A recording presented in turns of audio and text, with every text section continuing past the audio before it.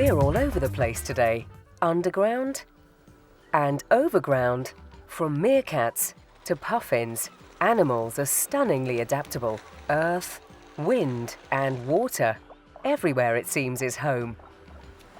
You find frogs in one of the world's hottest, driest places. And some ants, millions and millions of them, where they really shouldn't be. And there's that amazing tree from which a thirsty traveller could cut a seabed route and drink fresh water.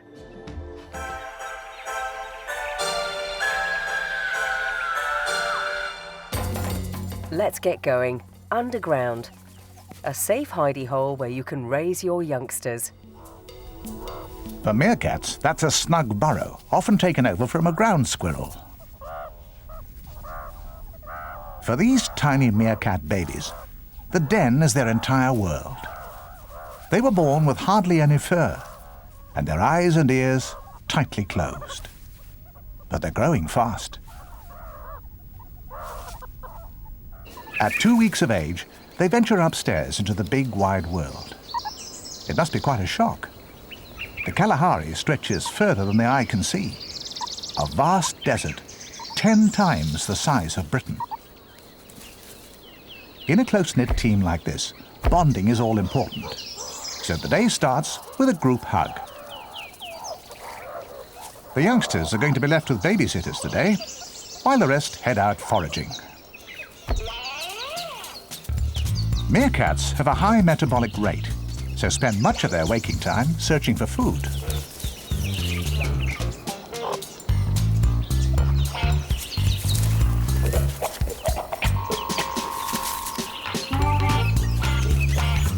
A lookout is posted to watch for predators, and the foraging team spreads out. To give himself a good vantage point, the sentry clambers atop a bush or tree. They're good climbers. Most of the time.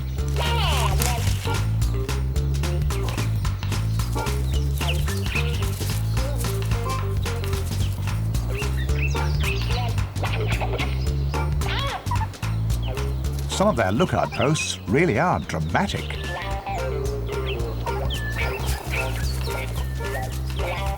And so is some of their food.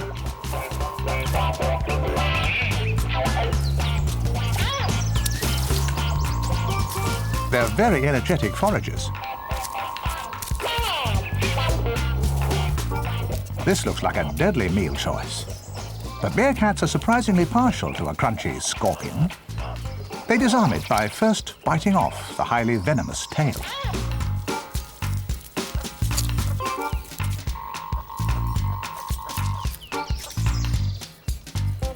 In the middle of the meal, a watchful guard suddenly calls out. Everyone stands to attention. It's a jackal. The gang stay close together, and the senior male scolds the intruder. Until it slopes away. This time, teamwork pays off. No one gets eaten, and it's straight back to foraging. This meerkat is digging for a gecko, but the lizard manages to escape from another hole. It's made a break for freedom, but not far enough. The meerkat's eyesight at close quarters is dreadful, so if the gecko keeps still, it might just evade capture. But geckos don't have very big brains.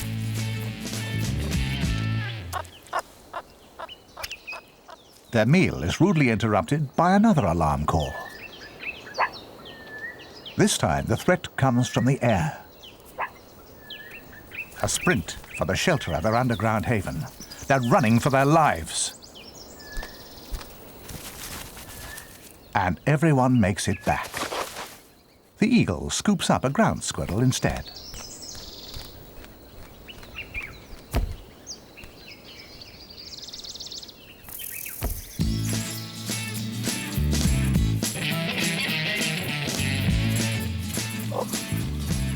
Shifted 50 times its weight in sand,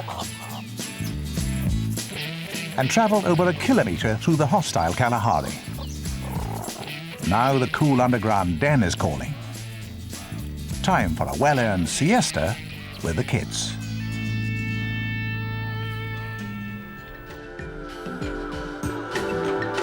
Out in the American Wild West, another family has scratched out a home underground. These critters are prairie dogs. A family consists of a male with several females and their young. Families join together to form coteries, and the coteries combine into huge underground cities that can cover 400 hectares. The females make up to 300 trips to collect enough grass to line their nests. And in true Wild West style, strangers aren't welcome in these parts. It's a duel at high noon. It's a dogfight.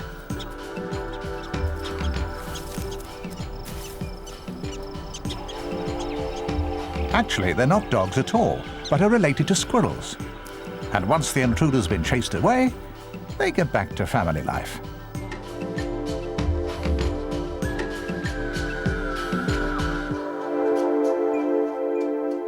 Now, over the ocean and under the sea. These puffins have spent the whole winter out in the North Atlantic, bobbing on the surface like corks and diving for fish. But April ignites an irrepressive urge to head for shore. They fly to cliff tops as far afield as North America, Iceland, Scandinavia, and northern Russia. They're heading for their summer houses. Their clownish costume is the puffin version for dressing up for the breeding season. In winter, their bills are dull and the well-loved birds are barely recognizable. But now, resplendent in their fancy costumes, they're ready for courtship. Year after year, they return to the same cliffs, the same burrows. These underground shelters have been empty all winter, so getting them ready for occupation can be a dirty job. Time for the puffin pairs to get reacquainted. The male's curious head flicks are to woo his female. Puffing up his cheeks is body language that warns other males to keep their distance.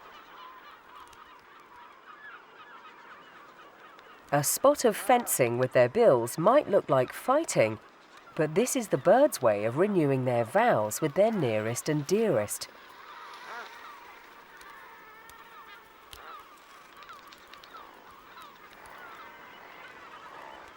The cliff-top mating is quickly over.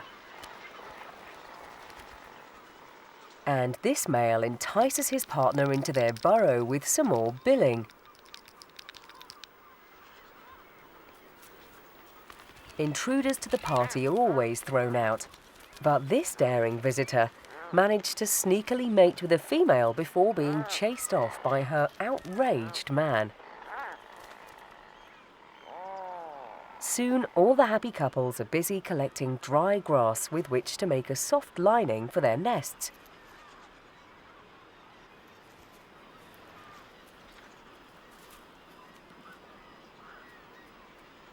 Their stubby wings make them inelegant flyers, but they still head out to sea for fish.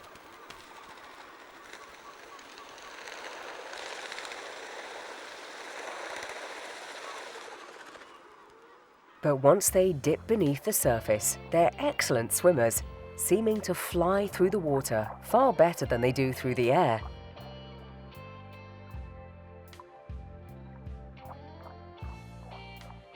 They can dive down an incredible 60 meters to reach the shoaling fish they like.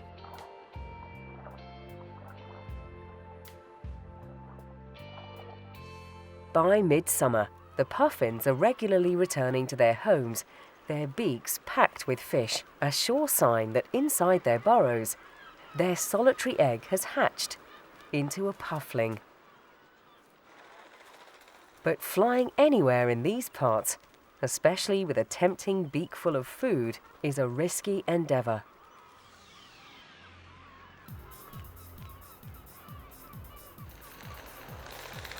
There are sky pirates intent on aerial robbery.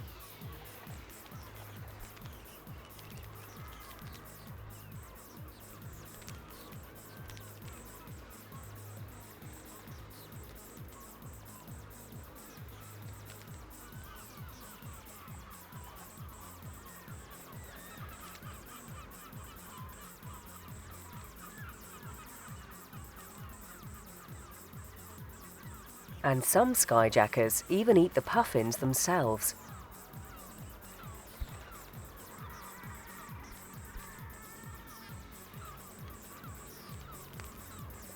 The surviving fishermen return from the deep with their hard-won catch and feed their ravenous youngsters. After a few weeks of gulping down as much as they can, the pufflings have to give up their snug burrows and take their first flight into this.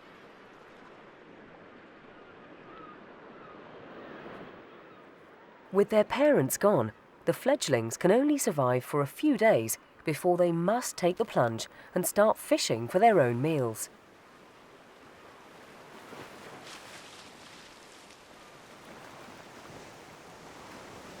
Then, over sea and underwater, they'll have the vast expanse of the North Atlantic to harvest. Another vast expanse is the world's first national park, the 80,000 hectares of Yellowstone. It has 10,000 hot springs, mud pots, and steam vents. Together, these generate lots of heat, enough to run 3 billion light bulbs for an hour. So, where does all this power come from?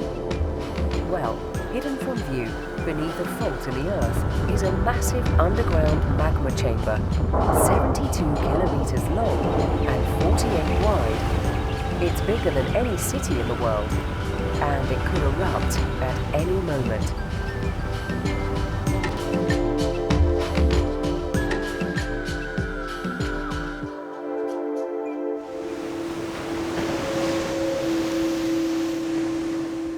Snaking up the Atlantic coast of southern Africa is the Namib Desert. An average rainforest receives nearly 2,000 millimeters of rain a year. Here, they get just 50. And temperatures can soar to 40 degrees. It's the last place on Earth you'd expect to find a frog. But one amazing amphibian does reside here, surviving by spending the long hot days underground.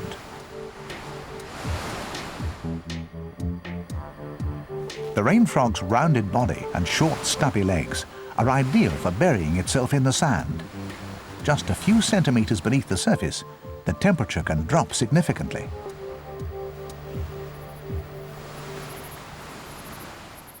It's after sundown that this sun-shunning creature really comes into its own.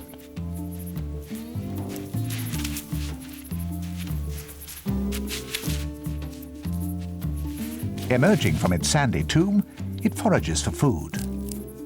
Termites provide a nourishing snack and a little moisture.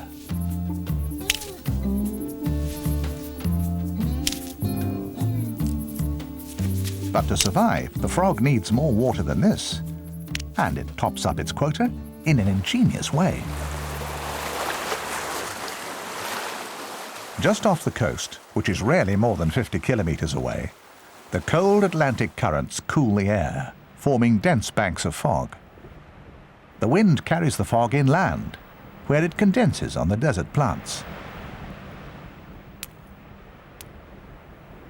The water droplets dampen the sand below, where the rain frog sits and waits, mopping up the precious moisture with its blotting paper skin.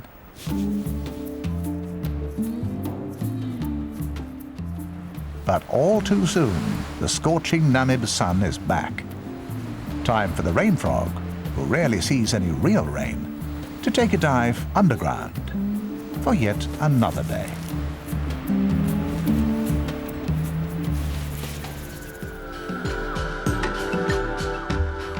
Meanwhile, back in the Wild West, squatters have moved in. Most owls roost and nest in trees, but not burrowing owls. They take advantage of the prairie dogs' enormous underground towns and set up their homes there. An adaptation that enables them to live in open, treeless areas, like the Great Plains of America.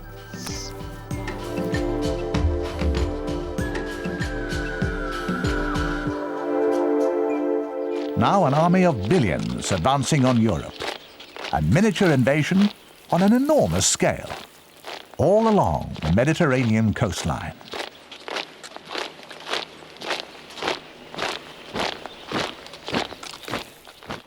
Over 6,000 kilometres of coast, from Portugal through Spain and France to Italy, has been claimed by the Argentinian ant. Billions of ants from millions of nests. It's a super colony. In fact, it's a super colony, the largest community of animals ever recorded. They're known to be extremely aggressive, even attacking much larger opponents.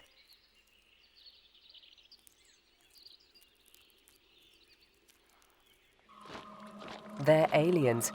They don't belong here, and they could destroy the native ants.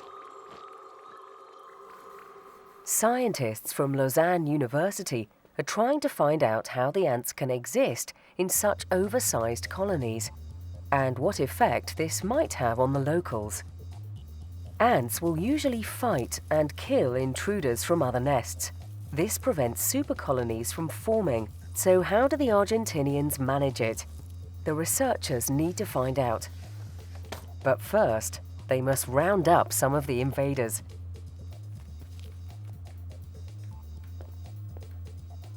Although Argentinian ants make their homes far underground, they spend a lot of time above ground searching for food.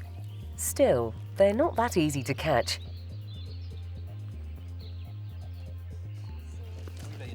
But our researchers have developed an interesting collection technique, a human-powered vacuum cleaner.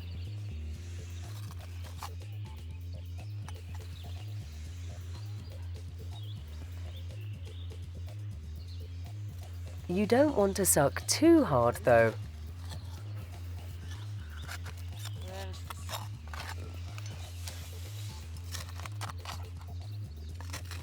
Finally, mission successful, and it's back to the lab.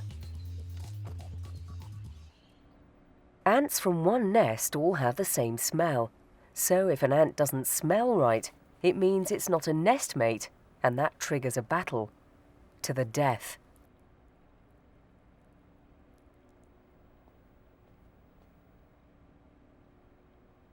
The Lausanne researchers want to see what happens when they put together two Argentinian ants from different nest sites. Will there be a fatal punch-up?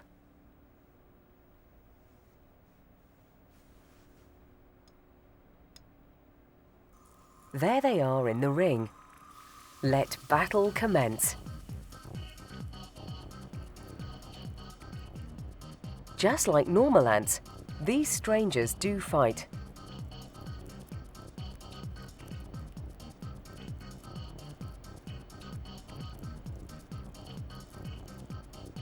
It's a bitter struggle that leaves the loser legless. So the plot thickens. If the ants fight, how do separate nests combine into super colonies? It should just result in a super war. Two more contestants are put in the ring. Just like the first pair, they're from different nests.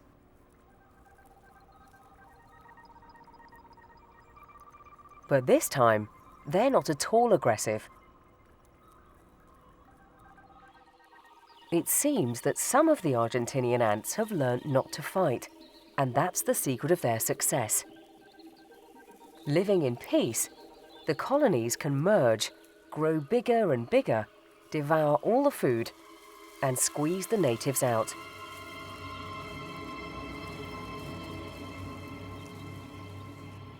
It's a desperate race against time. The researchers have to find a way to stop the invaders before the European ants are undermined and overwhelmed. And ants aren't the only ones poking their noses in where they're not wanted. This bull snake is after a pocket gopher. But the gopher quickly barricades his tunnel with fresh earth. Frustrated, the snake loses interest and decides to seek a tasty morsel elsewhere. Keen to avoid any more unwelcome visitors, the gopher quickly blocks up the ground level entrance too.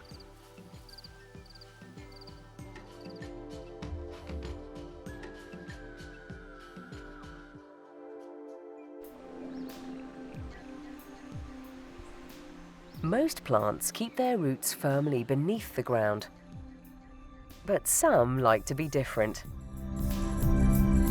Mangroves have their roots all over the place. Some are dug into the coastal mud, which of course is covered by tidal salt water every day. So what do the roots do? They exclude the salt so effectively that the water inside them is pure enough to drink. The mud lacks oxygen, and so the mangrove's aerial roots extract oxygen from the air. And that's not the only unusual thing about these trees. They also produce the next generation in an unexpected way. The seeds grow on the plant as normal, but then go on to develop roots while they're still attached. Before these babies leave home, they're fully developed miniature mangrove trees.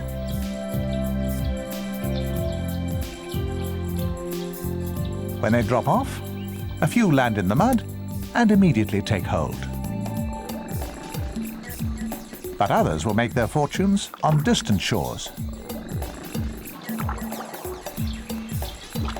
This intrepid seedling sets off on a journey into the unknown.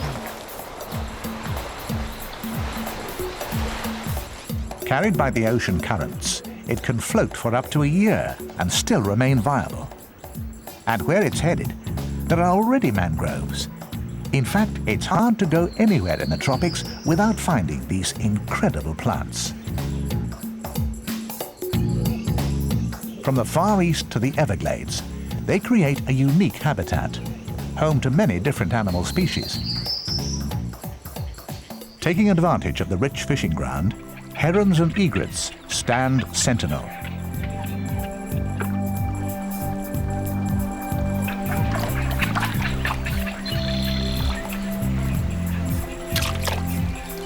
Below them, the tangled web of mangrove roots are like a huge safety net, sheltering hundreds of different fish.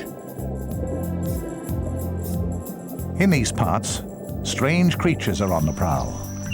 The tiny alligator youngsters are vulnerable, but Mum keeps a protective lookout, even giving the occasional piggyback ride.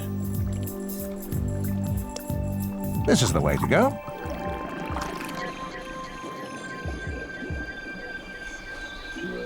Our seedling finally arrives on the foreign shore.